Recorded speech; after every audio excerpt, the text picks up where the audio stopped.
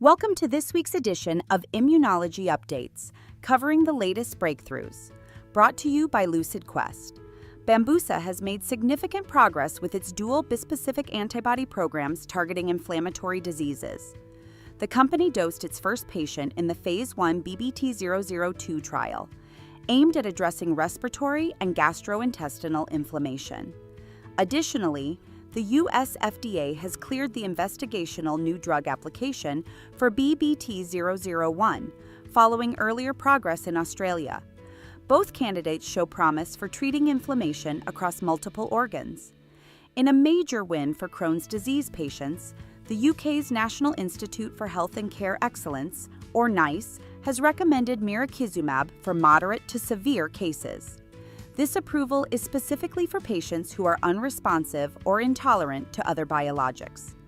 Mirikizumab demonstrated 45% remission at 1 year in a Phase 3 clinical trial.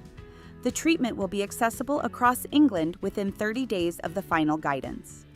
PhotoPill has launched a clinical trial in Israel for its novel IBD cap capsule, designed for Crohn's patients. The capsule delivers light therapy directly to inflamed sections of the intestine. Drug-free and non-invasive, the device aims to manage flare-ups while minimizing side effects and improving quality of life. Enthera has published compelling preclinical data for ebersodibart, its candidate for ulcerative colitis. The findings identify TMEM219 as a key driver of inflammatory bowel disease through the mechanism of stem cell death. By blocking the IGFBP3 and TMEM219 interaction, researchers restored mucosal healing in patient-derived models. These results support the ongoing Phase 1b clinical trial in ulcerative colitis patients. The World Health Organization has officially declared skin disease a global public health priority. A resolution passed at the 78th World Health Assembly highlights the urgent need for improved care for over 2 billion people affected worldwide.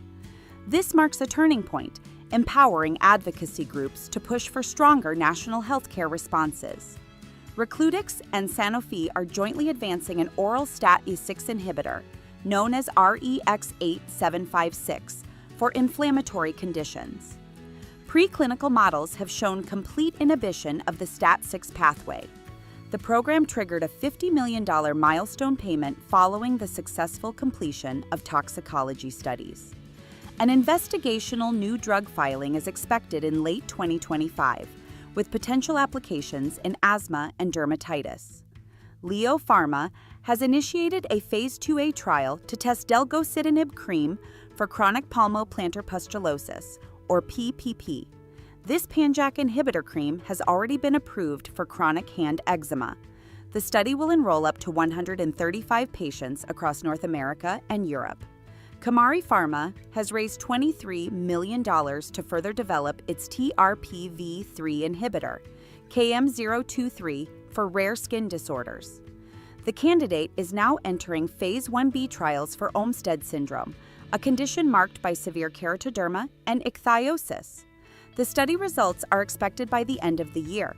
Investment was led by BRM Group and Pontifax. Finally, in a major biopharma move, Sanofi is set to acquire Blueprint Medicines in a $9.5 billion deal focused on immunology. This acquisition brings Ayvakit, the only approved therapy for systemic mastocytosis, into Sanofi's portfolio.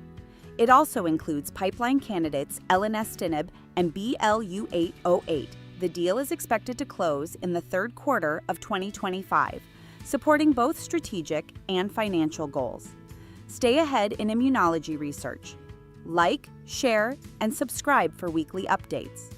Visit lqventures.com or email us at info@lqventures.com for expert healthcare consulting.